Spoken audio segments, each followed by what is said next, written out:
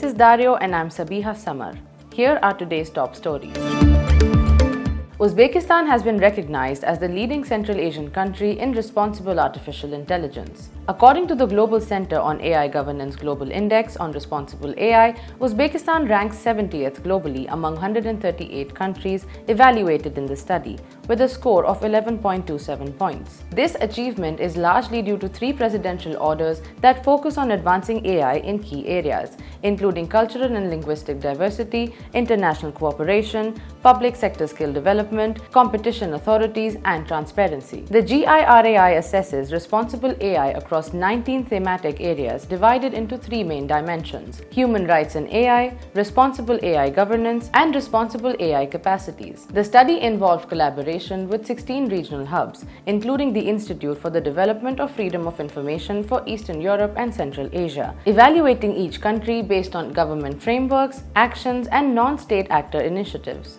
Kazakhstan follows Uzbekistan, ranking 74th globally. Kyrgyzstan ranks 3rd in the region with a score of 7.4 points, showing significant engagement from the non-governmental sector in responsible AI. Tajikistan stands out as the only Central Asian country with a national AI strategy, aiming for development until 2040. While it performs well in responsible AI governance, its limited non-governmental sector activities impact its overall ranking. Turkmenistan ranks the lowest in the region with a score of 1.98 points, placing it 111th globally. This report highlights the diverse progress and challenges in AI governance across Central Asia.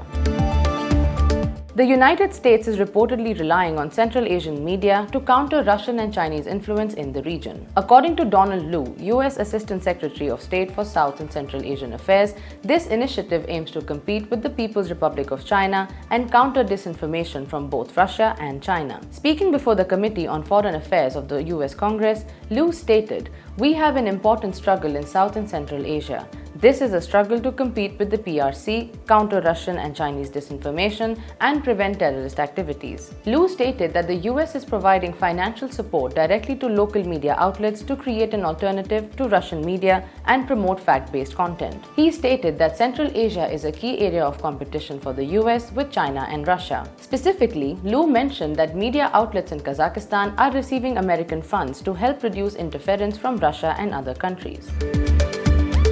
Kazakhstan and China are joining forces on an ambitious environmental project to establish artificial forest plantations on the dried base of the Aral Sea. Kazakhstan's Minister of Ecology and Natural Resources, Yerlan Nisanbayev, recently met with scientists from the Xinjiang Institute of Ecology and Geography to discuss this initiative. The project includes the creation of a joint Kazakh-Chinese center aimed at addressing the severe environmental challenges resulting from the desiccation of the Aral Sea. As part of this effort, Chinese scientists will visit Kazakhstan's Kizil-Urda region to evaluate ongoing restoration work on the former seabed. Once the 4th largest inland body of water globally, the Aral Sea spanned 68,000 square kilometers across Kazakhstan and Uzbekistan. However, its decline began in the 19th century when the Russian Empire redirected its tributaries to irrigate cotton fields in Central Asia. By 2007, the sea had reduced to just 1/10 of its original size. The surrounding land has transformed into a vast salinized wasteland. This desiccation has led to severe dust storms which now occur 10 times a year compared to once every 5 years in the past. In response, Kazakhstan has outlined a plan to combat this ecological disaster by planting saxual shrubs over 1.1 million hectares of the dried up Aral Sea by 2025. The Ministry of Ecology and Natural Resources, along with local administrations, has already planted 544,500 hectares of saxual over the past 3 years, with an additional 275,000 hectares scheduled for this year. Kyrgyz President Sadir Japarov has ratified the law for additional financing of the Kasa 1000 project, securing $31.1 million in loans. The law, adopted by the Supreme Council on June 27, 2024, authorizes the ratification of 2 key financial agreements aimed at advancing regional electricity trade. The first agreement is a financing agreement with the International Development Association, signed on the 6th of March 2024. This agreement provides Kyrgyzstan with a loan of $18.3 million.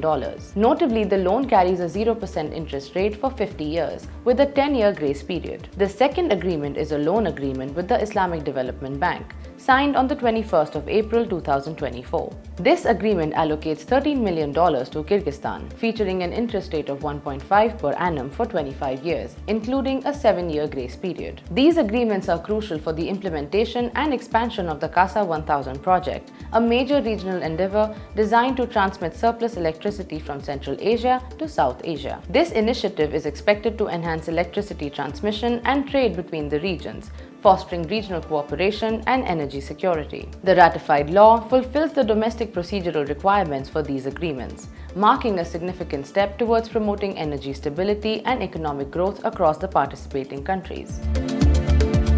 Significant discussions took place between Turkmenistan and Pakistan on the 23rd of July in Islamabad. The meeting was led by Rashid Meredov, chairman of the Turkmen-Pakistani Joint Intergovernmental Commission on Trade and Economic Cooperation, and Mohammad Ishaqdar, chairman of the Pakistani-Turkmen Joint Intergovernmental Commission on Trade and Economic Cooperation, and Pakistan's Minister of Foreign Affairs. The primary focus of the negotiations was in expanding trade and economic partnership between the two nations. Key topics included the progress and implementation of the Turkmenistan, Afghanistan, Pakistan, India or TAPI gas pipeline project and the development of power lines and fiber optic communications along the Turkmenistan, Afghanistan, Pakistan or TAP route. The TAPI pipeline is a crucial project that aims to transport natural gas from Turkmenistan through Afghanistan and Pakistan to India. The meeting addressed advancements in this project and associated infrastructure developments. Additionally, discussions covered the laying of power lines and fiber optic cables to improve connectivity and communication along the TAP route. Other important topics of discussion included increasing trade volumes, refining the legal framework for economic activities,